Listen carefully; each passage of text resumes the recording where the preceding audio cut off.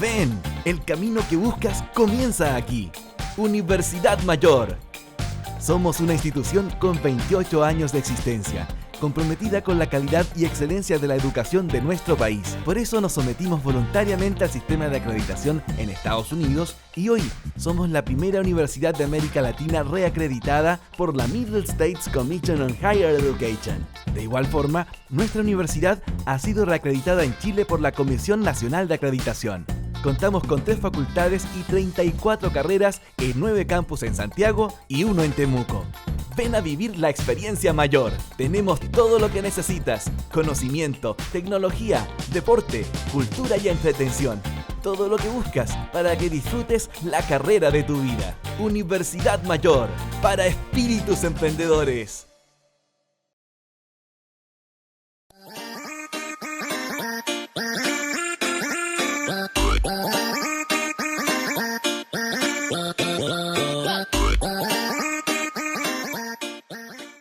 Ya, chiquillos, bienvenidos a prácticamente la última tanda de clases de lo que queda de este semestre.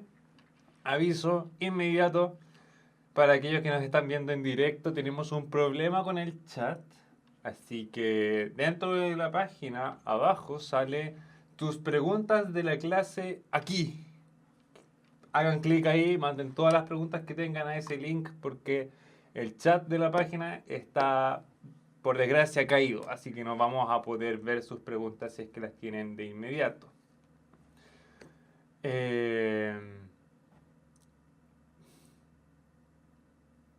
Jefa, déjeme hacer la clase. ¿Dónde está el mouse? Ya, perfecto. Necesito... Bueno, no voy a poder saber si es que se escucha bien o si se ve bien, porque obviamente no está la página del chat habilitado, pero asumiendo que todo lo demás sigue como tiene que estar, vamos a seguir entonces con la clase, chiquillos. Esta clase va a ser de equilibrio, energía libre de Gibbs, entalpías de reacción, reversibilidad e irreversibilidad de las reacciones químicas. Después vamos a hacer 3 ejercicios, 1 de desafío, 2 acerca de la clase del día de hoy. No son ejercicios muy difíciles. Es una clase más o menos larga, es mucha materia, así que ojalá presten mucha atención. Inmediatamente tenemos una pregunta. ¿Habrá algún resumen de química general? Si es que nos da el tiempo, sí. Nos dará el tiempo. Es probable que nos dé una semana para el tiempo de... No, es probable que se nos dé una semana para hacer el resumen de química. ¿Qué semana será? Si de hacerse, se les va a avisar con tiempo a través de la página de Puntaje Nacional. ¿Ok? Ya. Perfecto. Entonces, voy a correr esto para acá. Nos vamos entonces hacia acá. Primero, reversibilidad de las reacciones. ¿Qué es una reacción irreversible? Una reacción irreversible es aquella que solamente ocurre en un sentido. Solamente en un sentido, no en ambos sentidos, solo en uno. Solo va a la derecha, solamente va hacia el lado de los productos. No se devuelve hacia los reactivos. ¿Por qué ocurre esto? La velocidad de formación de los productos es tan grande en comparación a la velocidad de formación de los reactivos, que sería la reacción inversa, que la velocidad de formación de los reactivos es prácticamente nula o despreciable. En algunos casos, como por ejemplo las reacciones de combustión, la velocidad de reacción para volver a formar, en este caso glucosa o celulosa o cualquier compuesto orgánico, es prácticamente nula, porque todo se descompone en productos tan estables como son el CO2 y el agua a través de una combustión completa. Nuevamente, chiquillos, recalcar: combustión completa es cuando solamente tengo como productos CO2 y agua. Si tengo cualquier otro producto dentro de mi reacción, no es una combustión completa. Eso es algo súper, súper importante. Si les aparece monóxido de carbono o compuestos con nitrógeno, no es una combustión completa. ¿Ok? Ok, perfecto. Entonces, las reacciones reversibles son las que ocurren en solamente un sentido. Las reacciones reversibles, en el caso contrario, son las que ocurren en ambos sentidos de manera simultánea. Los productos se vuelven a combinar para formar mis reactivos o, en el caso aquí dado, mi único producto, que es el yoduro de hidrógeno, se descompone en sus componentes elementales, que son el yodo y el hidrógeno. En este caso, la reacción pasada ocurre en el sentido de una sola flecha. En una reacción reversible es una doble flecha. No son una flecha para la derecha y una flecha para la izquierda. No, es una doble flecha. Es distinto.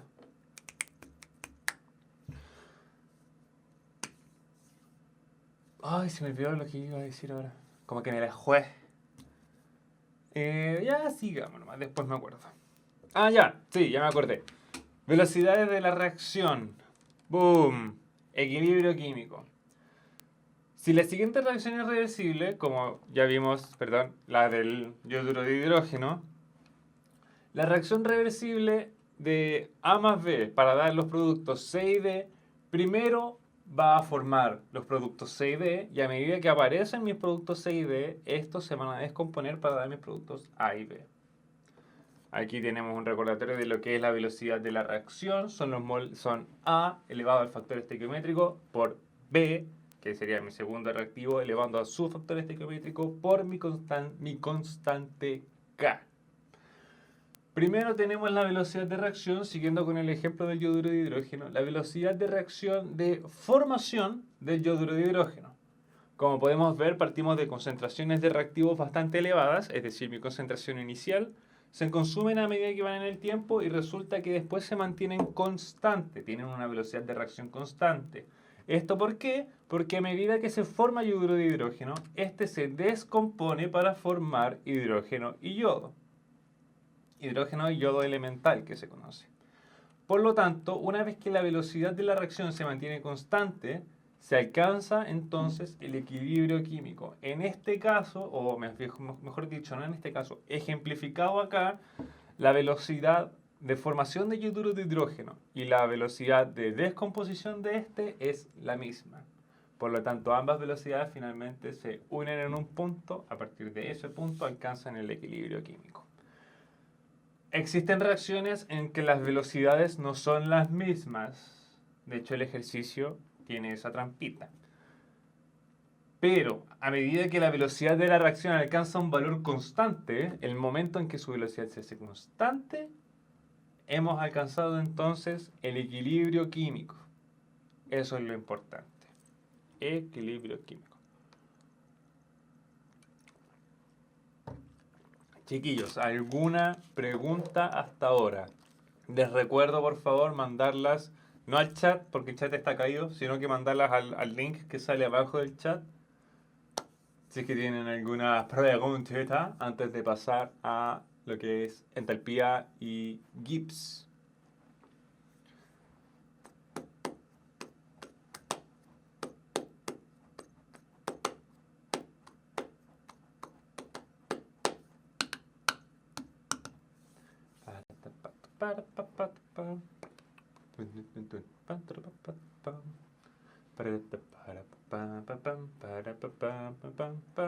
Ninguna pregunta, entonces continuamos con la clase. Energía libre de Gibbs. Ya vimos en la clase pasada lo que era la entalpía, ¿cierto que sí? Ya, perfecto. La energía libre de Gibbs se relaciona con la entalpía y el factor entrópico, con la entropía. ¿De qué manera? Delta G es igual a delta H, la variación de entalpía, menos T, que es la temperatura del sistema, por delta S, que es la variación de entropía. La energía libre de Gibbs lo que me determina es la cantidad de energía que tiene el sistema, la cantidad de energía que puede liberar el sistema. Si delta G de una reacción es mayor que 0, significa que la reacción no es espontánea. En este caso, no es espontánea. Vemos también que los productos tienen mayor energía que mis reactivos, por lo tanto la entalpía también es positiva. Y si la entalpía es positiva, por lo que acordamos en la clase pasada, Estamos frente a una reacción endotérmica. Endotérmica, ¿qué significa? Significa que consume energía. Dentro de las preguntas me dicen que soy el mejor de la vida. Yo agradezco mucho que me digan eso, pero por favor, preguntas de la clase, no me hagan cumplidos. Los cumplidos los hacen en los comentarios de YouTube. No, mentira. Ya, entonces, ¿el factor entrópico pudo haber aumentado o disminuido? En realidad, casi siempre aumenta. Pocas veces disminuye. Primero vamos a pasar al siguiente y después voy a dar un ejemplo de reacciones en el cual el factor entrópico disminuye. Disminuye. Esa es una muy buena pregunta. ¿Qué representa T en la ecuación? T, dentro de la ecuación de la energía libre de Gibbs, me representa la temperatura que hay en el sistema. La temperatura del sistema. Si yo tengo una reacción que se lleva a cabo a 25 grados Celsius, esos 25 grados Celsius a lo que está la reacción es mi T. Y si se corta, sí, si se corta mi mano. Es mi T. Si yo caliento mi disolución a 80 grados Celsius, mi T pasa a ser los 80 grados Celsius. Es solamente determinar la cantidad de energía. Por lo tanto, como el calor es una representación de energía, va dentro de mi ecuación. Perfecto. ¿Me siguen? Si la reacción ocurriría a 0 grados Celsius, T sería 0 grados Celsius, pero T, aquí está la trampita, la temperatura va en Kelvin, en grados Kelvin, y 0 grados Kelvin son 273.15 grados Celsius. O sea, 0 grados Celsius son 273.15 grados Kelvin. Esa es la trampita. Hay que pasar los grados Celsius a grados Kelvin. Nuevamente, mis 25 grados Celsius serían 298.15 grados Kelvin. Mis 80 grados Celsius serían 353.15 grados Kelvin. Esa es la trampita. El 0 Kelvin solamente es el cero absoluto, se le conoce como el cero absoluto, es inalcanzable porque si queremos alcanzar el cero absoluto no lo podríamos medir porque al momento de medirlo aumentamos su temperatura. Dato friki, lo más cercano al cero absoluto han sido como 2 millonésimas de Kelvin, una cosa así, muy muy cerca del cero absoluto. Sin embargo, no es el cero absoluto. Ya. Segundo ejemplo. Si mis productos tienen menor energía que mis reactivos, significa que se liberó energía. Es una reacción exotérmica, que libera temperatura, que libera calor, que libera energía. Como se dice, como regla general, la entropía siempre aumenta, mi entalpía también es negativa, por lo tanto, delta G, en el segundo caso, también es negativa. Por lo tanto, la reacción es espontánea, liberó energía. Perfecto, ya cubrimos eso. ¿En qué caso la reacción es no espontánea y disminuye la entropía? Fotosíntesis. La fotosíntesis es la reacción, permiso, vamos a volver un poquito. La fotosíntesis, las plantas toman CO2 y agua, le agregan energía para liberar oxígeno y formar celulosa. ¿Disminuyó la entropía? Sí, pasé de 12 moles de gas a 6 moles de gas y 1 mol de sólido. Si comparamos, 12 moles de gas ocupan, mis matemáticas no son muy buenas, 12 moles de gas, calculadora. 12 moles por 22.4 litros. Un mol de cualquier gas ocupa un volumen de 22.4 litros. Un mol, cualquier gas, en condiciones normales de presión y temperatura, 22.4 litros. Eso es importante. Por lo tanto, esos 12 moles que tengo acá al otro lado ocupan un volumen total de 268.8 litros. Y pasé a uno que ocupa simplemente 6 por 12, 6 por 22.4, 134. Varió la mitad. Es lógico que haya variado la mitad. Tengo la mitad de moles de gases. Pero disminuyó mucho la entropía. ¿Aumenté el estado energético de mis moléculas? Sí. ¿Por qué? Porque es una reacción no espontánea que consume energía. Su delta G es mayor que cero. Eso es la fotosíntesis. A eso se dedican las plantas. Por eso las plantas limpian el aire, por eso consumen CO2 y por eso liberan oxígeno y por eso es tan importante mantener las plantas en la ciudad, en una casa, en el jardín, en el patio, en el parque. Son literalmente los pulmones del mundo. Entonces, sigamos. Estamos aquí. Perfecto. Ninguna duda hasta ahora, chiquillos. Yo tengo hambre, voy a comer mi alfajor, con permiso. Ah.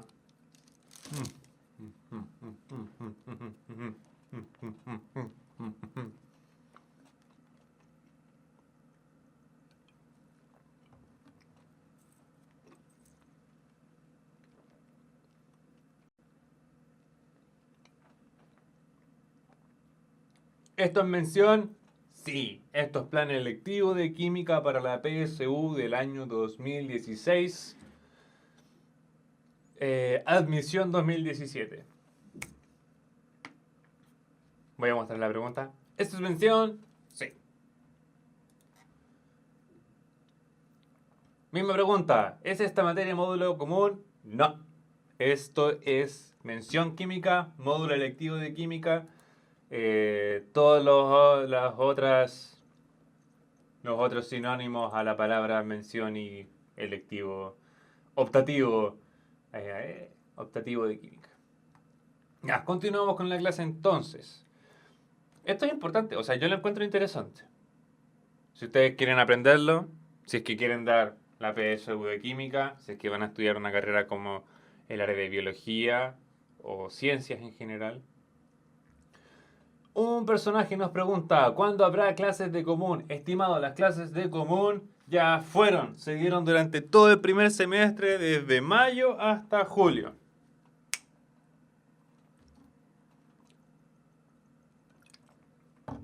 Están todas las clases en YouTube. No se preocupe, está todo cubierto. O la gran mayoría. Ya, sigamos. Reacciones reversibles, nuevamente. ¡Oh! ¡Mir! Lo mismo que le había dicho yo. Ay. Bueno, aquí se ve la cantidad de energía que se libera al combustionar un mol de glucosa. Se liberan 686 kilocalorías por un mol de glucosa. Es decir, que para la dieta de nosotros necesitamos aproximadamente 3 moles de glucosa. 3 moles de glucosa diarios. Y uno dirá, 3 moles tampoco. El peso atómico, buena. El peso molecular de la glucosa, de hecho, es bastante elevado. Si lo buscamos aquí, glucosa.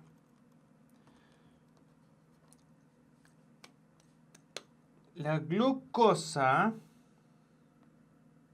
tiene una masa molar de 180 gramos. Un mol de glucosa son 180 gramos. Y necesitamos 3 moles. Es decir, 3 por 1 son 3, 3 por 8. ¿Cuánto es 3 por 8? 24. Alrededor de 500 gramos, casi 600 gramos de glucosa. Si es que mis matemáticas no están mal. Que mis matemáticas no son de las mejores ni las más confiables. El signo que tiene delta G aquí, el signo negativo, simplemente me indica que se liberó esa energía. En el caso de la fotosíntesis, que ya expliqué cómo funciona, sería un delta G positivo. ¿Qué tan positivo? Serían más 686 kilocalorías para formar un mol de glucosa. Esto es la energía necesaria para formar la energía que se libera. Si es positivo, para formar. Si es negativo, se libera. Formar, liberar. Formar, liberar. Perfecto. Sí. ¿Qué nos corresponde ahora? Vamos a ver. Equilibrio químico, perfecto. ¿Qué afecta el equilibrio químico? Esto es importante porque el equilibrio químico se ve afectado por una serie de factores una serie de factores que se encuentran en la naturaleza. Pero antes vamos a ver las clasificaciones del equilibrio químico, porque dependiendo de su clasificación son los factores que lo afectan. Tenemos el equilibrio homogéneo, que es el cual en que todas las moléculas, es decir, todos los reactivos y todos mis productos están presentes en la misma fase. O son todos líquidos, o son todos gaseosos, o son todos sólidos. Aunque una reacción que solamente tenga sólidos tendrá una velocidad muy lenta porque la superficie de contacto es muy pequeña. Eso lo vimos en la clase de velocidad de reacción.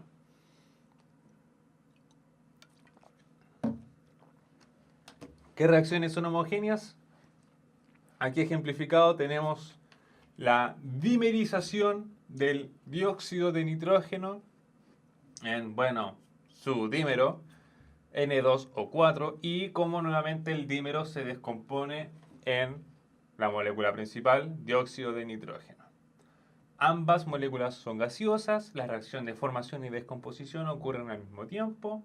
Es una reacción completamente reversible sin ningún problema. La segunda tenemos ácido acético, ácido etanoico, también el componente ácido dentro del vinagre. Por cosas de la vida, a veces cuando hablamos de ácido acético, en el laboratorio dice pásame el vinagre, pero el término técnico del vinagre es el conjunto de todo y el ácido acético es solamente uno de los componentes dentro del vinagre. Eso es importante. Tenemos el ácido acético, vinagre, que es un ácido carboxílico, grupos funcionales, química orgánica, eso está en las primeras clases del mes de julio, o últimas clases del mes de julio creo. Se desprotona o se deprotona, dependiendo del texto que estén leyendo, en un protón y forma ion acetato. Eso es importante. Ion acetato. La velocidad de la reacción puede ser alta, no es tan alta, porque el ácido acético es un ácido débil. ¿Qué es un ácido débil? Lo vamos a ver en las próximas 3 clases de teoría ácido-base, donde vamos a ahondar mucho de lo que son las teorías de ácido-base de Lewis, de Bronsted-Lowry y de Arrhenius, las diferencias de cada una, ventajas y desventajas de cada una. Entonces tenemos eso. Homogéneo, el ácido acético es un líquido, como compuesto puro es un líquido y la disolución se mantiene en estado acuoso. Perfecto, ningún problema, bacán. Un equilibrio heterogéneo, caso contrario, es entonces cuando alguno de mis productos o de mis reactivos está en una fase distinta. Están en un distinto estado de agregación. En el primer caso, tenemos el carbonato de calcio que se descompone en óxido de calcio y CO2. Y en este caso, el CO2 es un gas, por lo tanto, se evapora, por así decir, escapa de la reacción. También tenemos el cloruro de plata. La determinación por cloruro de plata para determinar la cantidad de iones plata que tiene una muestra se utiliza mucho, es un análisis químico clásico. Si estudian alguna carrera del área de la salud, nuevamente, si quieren estudiar alguna carrera que tenga que ver con química, con bioquímica, para determinar las concentraciones de distintos metales en el agua, por ejemplo, se utiliza mucho el cloro como agente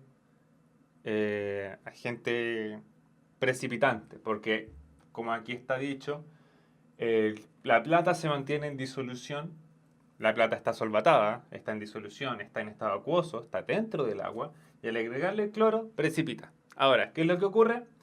La solubilidad del cloruro de plata es muy baja, por lo tanto, precipita prácticamente de manera inmediata. Sin embargo, hay una pequeña fracción que siempre se va a mantener en disolución. El cloro, en su estado natural, es un gas. Sin embargo, aquí está como cloro acuoso, porque está como ion cloruro, no como cloro elemental, ni cloro atómico. Entonces tenemos la plata que está en estado de disolución acuoso, el ion cloruro que está acuoso y tenemos el cloruro de sodio que precipita, el cloruro de plata que precipita y es un sólido una vez que se alcanza el equilibrio de la reacción. Uf. Entonces, homogéneo, todo en una fase, heterogéneo, una o más fases distintas. Aquí ya vimos sólido, sólido y gas, y aquí vemos sólido, acuoso y acuoso. Perfecto, perfecto, perfecto. Ningún problema. Si es que tienen dudas, recuerden por favor mandarlas al link que sale debajo del chat porque el chat está caído. Y eso pues, chiquillos. A cada uno de estos tipos de reacciones los afectan, por lo general, los mismos factores termodinámicos. Sin embargo, a los que están en estado heterogéneo, los puedan afectar de manera distinta que a los que están en estado homogéneo. ¿Por qué? Lo vamos a ver más adelante. Es más, lo vamos a ver ahora. Primer factor que afecta el equilibrio químico es la concentración. ¿Por qué la concentración es importante? Como vimos un par de diapositivas atrás, la velocidad de formación del yoduro de hidrógeno iba muy rápido y después se mantenía constante. Eso es porque tengo una concentración inicial de yodo y de hidrógeno muy alta y no tengo nada de yoduro de hidrógeno formado. Por lo tanto, no hay yoduro de hidrógeno que se descomponga para después ralentizar la velocidad de reacción y lograr mantenerla constante. En este caso, hay tres maneras de alterar la velocidad, el equilibrio químico. Dale con la velocidad. Hay tres maneras de afectar el equilibrio químico. Son gases. Por lo tanto, si yo quiero aumentar la concentración de un gas, voy a aumentar también la presión de ese mismo gas. La ley de las presiones parciales está dentro de las clases del año pasado. No las pasamos este año porque como partimos muy tarde, perdimos mucho tiempo para dar de esas clases, pero que sin embargo la materia está cubierta. Simplemente vean las clases en YouTube del año pasado. Tengo concentración de yodo, concentración de hidrógeno y concentración de yoduro de hidrógeno. Si yo agrego concentración de yodo, si yo agrego yodo a mi sistema, estoy haciendo que mi sistema se desplace hacia la formación de yoduro de hidrógeno para poder compensar el yodo en exceso que estoy agregando. Lo mismo ocurre si es que mantengo el yodo y el yoduro constante y agrego gas de hidrógeno. Voy a desplazarlo hacia la formación de producción de yoduro de hidrógeno nuevamente para poder restablecer el equilibrio y mantener las concentraciones a una velocidad constante.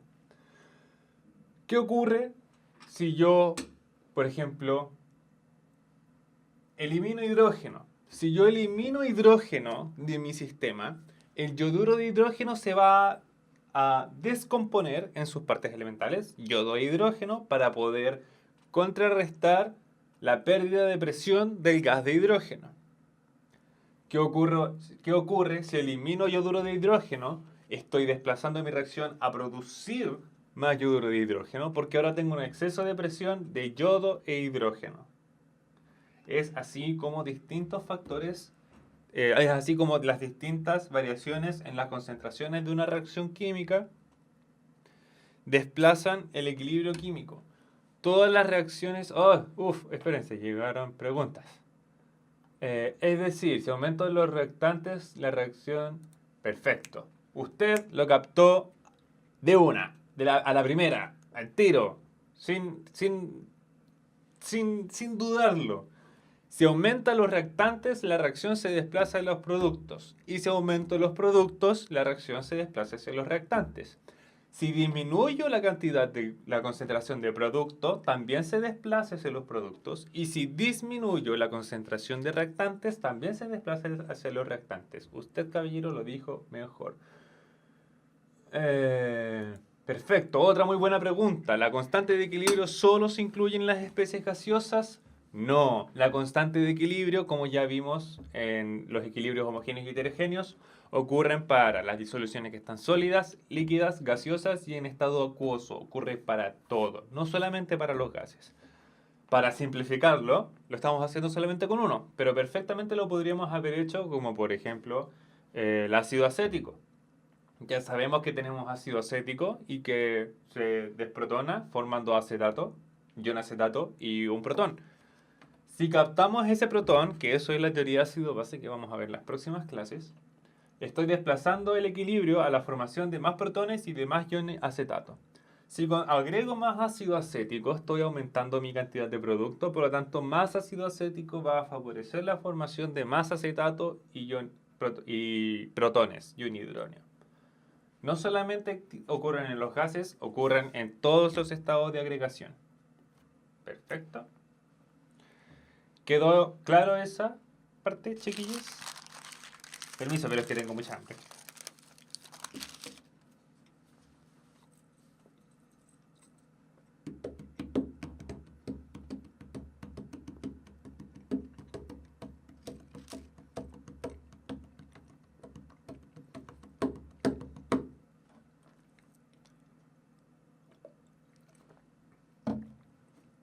Perfecto, ya. El segundo de los factores que afectan la concentración es la temperatura. Si yo aumento la temperatura de mi reacción, el sistema va a absorber este calor que yo estoy generando y dependiendo de lo que haya dentro de mi equilibrio se va a desplazar en un sentido o en el otro. Este efecto es mucho más notorio cuando en un lado de mi reacción yo tengo un compuesto que es gaseoso.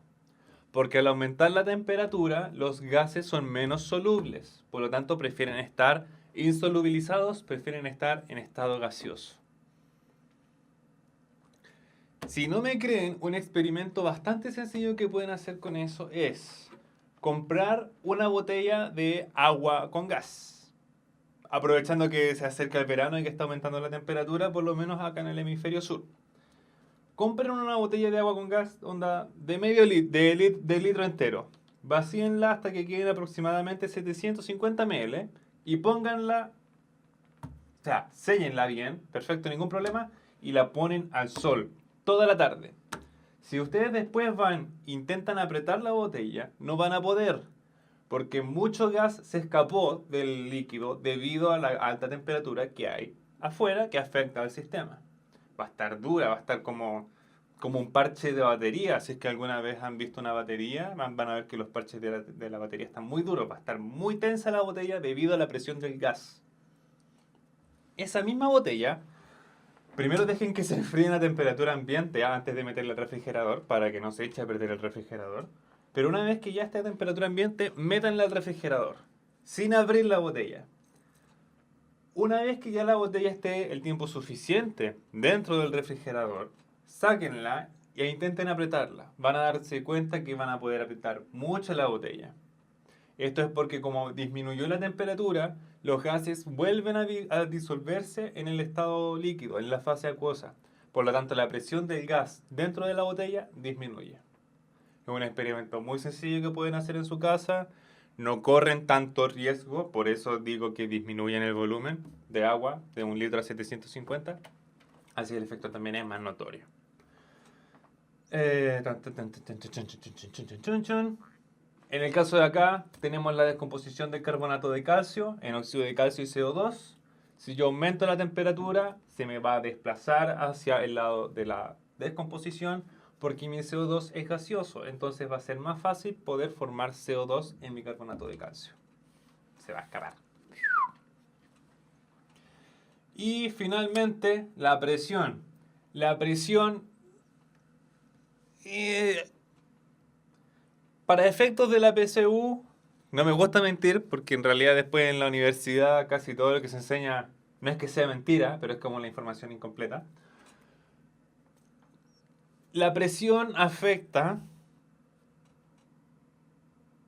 de manera más notable y predominante a las reacciones en que una de sus fases, ya sea de producto o de reactivo, es gaseosa. La presión no afecta tanto a los líquidos y afecta de manera despreciable a los sólidos, pero en los gases la afecta de una manera notoria. Casi a escalas astronómicas la afecta en comparación a las otras dos. Si yo aumento la presión, estoy forzando que el gas se solubilice dentro, ya sea de una matriz sólida o una matriz líquida o acuosa. Estoy forzando a que se resolubilice el gas. Por lo tanto, mismo caso, tenemos la descomposición del carbonato de calcio. Si yo aumento la presión, voy a hacer que menos CO2 se escape, por así decirlo. Voy a hacer que más CO2 se mantenga dentro de la molécula de carbonato. Por lo tanto, estoy favoreciendo la formación del carbonato de calcio, porque estoy evitando con la presión que escape CO2.